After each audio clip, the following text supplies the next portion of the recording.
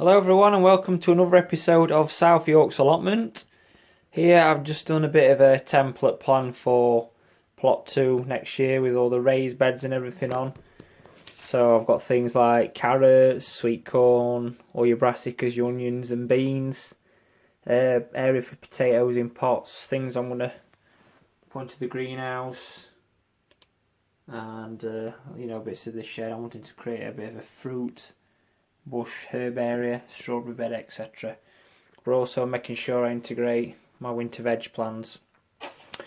Also, it's that time of year now, I've got these pots here ready for planting and sowing some seeds, some tomatoes. So I've given these a real good thorough clean out and let them drain away before I plant some tomatoes and other bits in. I've sifted through some compost, so I'll top all these up and then I'll get back to you shortly. Ready to go. And these were the cell pots what I was planting in. 4 cell pots about 1 inch by 2 inch by 2 inch deep, and I put 2 little indentations in each one. So in each station I wanted to sow 2 seeds.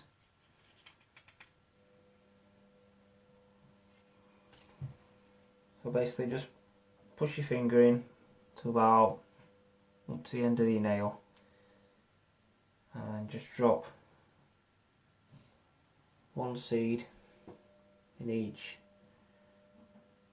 indentation you've made.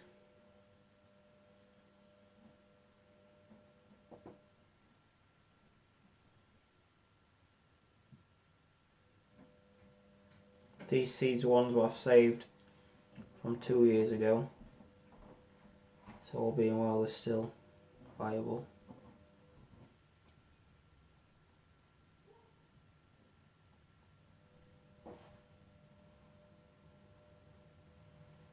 So in each quadrant pot I've got 2 seeds, so 8 in total.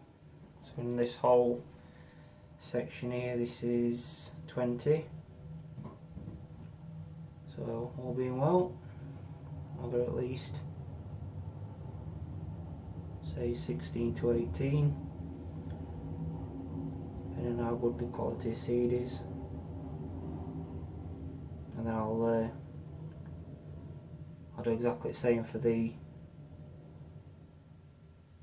Gardener's Delight variety and the peppers, which is Californian Wonder, which I normally grow, which are really good. So just the last few remaining really now.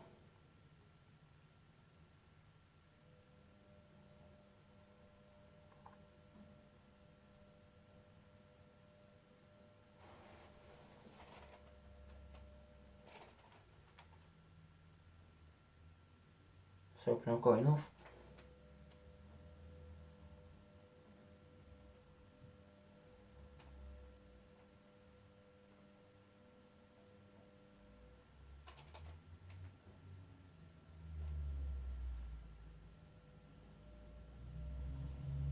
Just a tad short, but I do have some more in reserve. Second packet, so it's best to carry plenty just in case.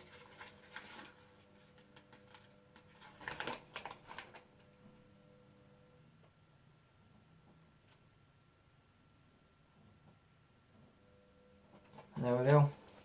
And then all you do is just lightly cover the holes up, covering the seed. You want about 1/4 of an inch or so compost over it.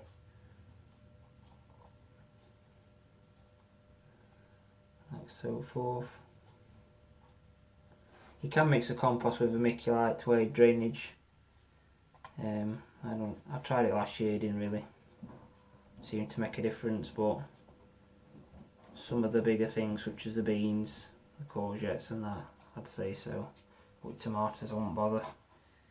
You can always sprinkle some perlite over as well, just so it stops the soil from getting too damp and damping off the plant. I've got a label marker here, so I'll just print out what it is, so I know when I've sown it.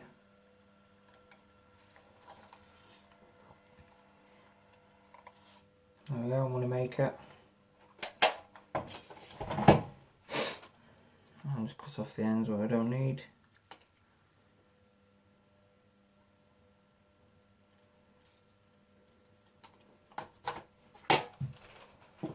Label marker.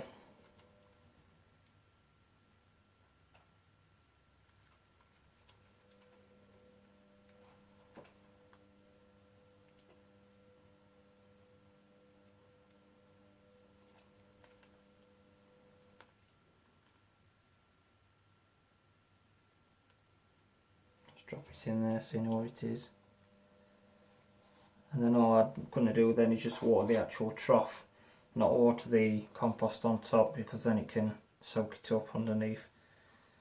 So that's it really, that's how I plant my tomatoes, and like I say, I'll do the same for the peppers. Mark it, give it a label so I know what's what, water the trough underneath, and then put it on a sunny warm windowsill. And then all being well, you'll have a good successful germination rate.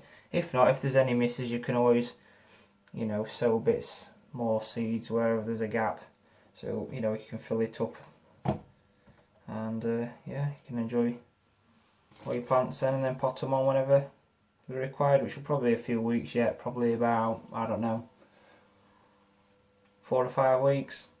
So in the meantime they'll be staying on windowsill where it's nice and warm and plenty of sunshine, and also don't let your compost dry out. And don't let it get too wet because you don't want to rot the seed either. So that's how I sow my tomato and pepper seeds. So I shall show you what I've been doing at the other plot. I've got some potatoes now, so I'll show you how I chip those and what varieties I've got for the forthcoming year.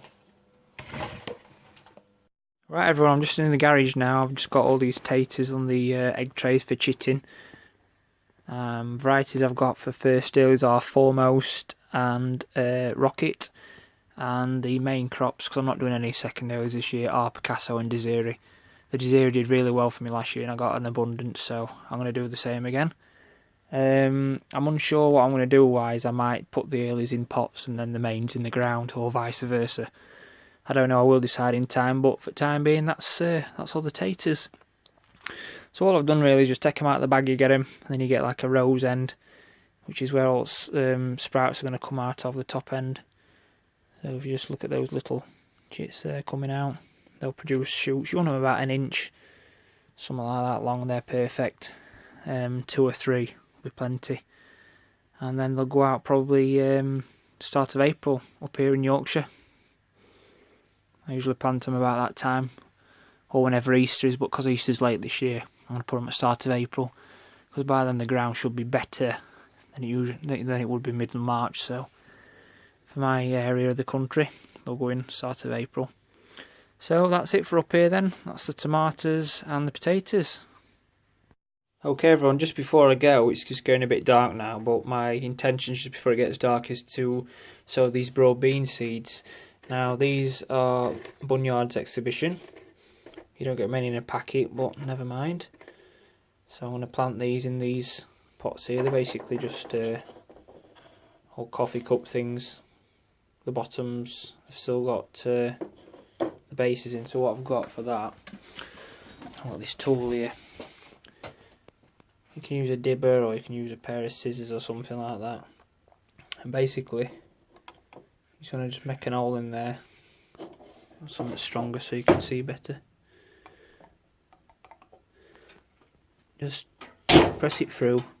It's basically just to make a bit of a drainage hole like that. And then fill it up with compost and pop your seed in. So I'll get these filled up and then I'll show you how to sow the seeds.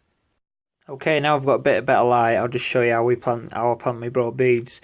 So if you look on the edge of a broad bean, you've got a bit of a scar bit there, and basically that's where the root and the growing shoot comes out of. So ideally you want to plant them on the side to prevent that from rotting and stopping germination. You want to put it about 1/2 inch to 1 inch deep, cover it with a bit of compost, give it some water, and then add a bit of propagation over the top like so. This is in an unheated greenhouse, so there's no extra warmth. You just keep a bit of heat in nicely. That's about it really. That's how I plant my broad beans. I will be planting a couple of other things over the next few days, such as peas and leeks. I usually plant them about end of February, so I'll give them a start, and then I'll see how things progress and go from there really. Just before I go, I'll just show you the aftermath of what Storm Doris has kindly done to me. 4 panes blown out here, so I'll keep me busy cutting these, putting them in. Another job I could do without, but there you go, that's part of gardening I suppose. Needs it though, because it's getting quite cold in here. It's only about, what, 4 degrees, so never mind. So get them in and I can get my carrot box constructed and all that sorted out. So that's it for this episode. I'll bring you more footage in the forthcoming days. I'm doing my grape video about planting the grapes for the first time this year, getting all the greenhouse on plot 1 prepared and sorted. So for this episode, bye for now. Thank you very much for watching.